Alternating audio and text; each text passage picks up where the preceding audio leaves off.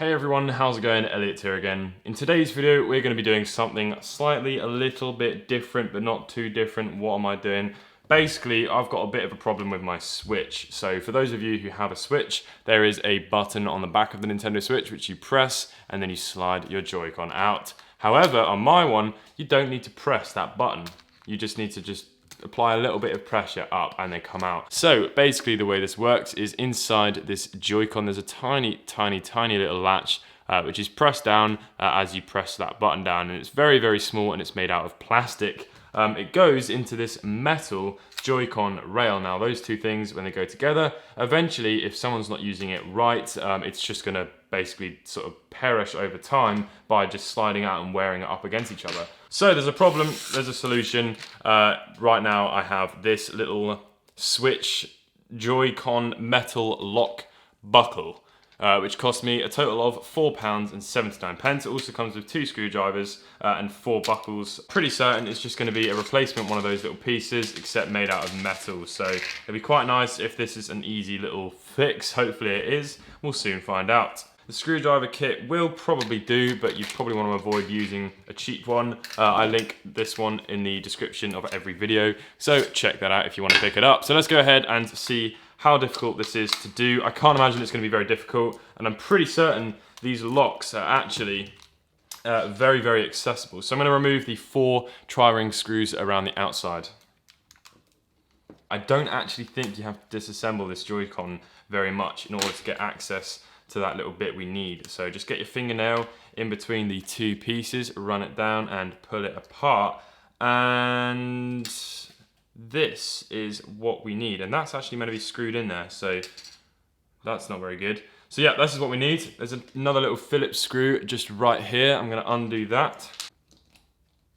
Oh, there you go. Look, there's the screw that we were missing. I think that actually the thread on this might be gone. Potentially that's why that's happened. So if I go ahead and grab my tweezers, lift up this little metal bracket.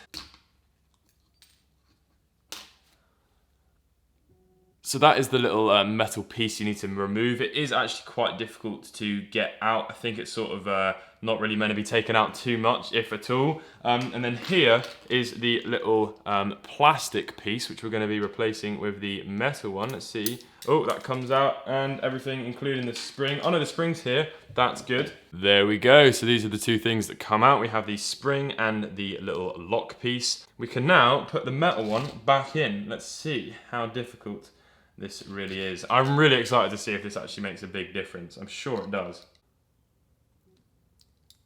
So there we go. I think that is in. That looks pretty good. Let's go ahead and reinstall this metal bracket. It can only go in one way because there's a hole at the bottom of the bracket which needs to line up the hole in the plastic for the screw.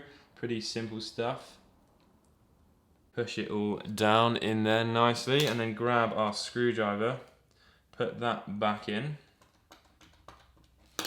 and then put this back into here.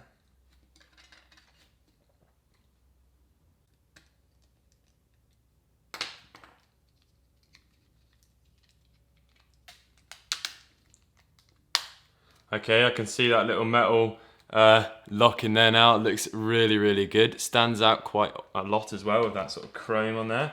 This has been very easy to do.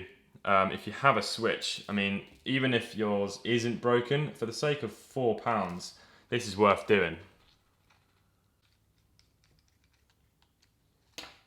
And just like that, we've replaced that little piece.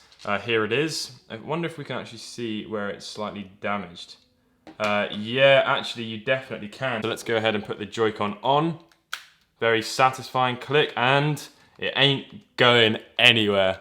Look at that. In order to get it out, you have to do it properly.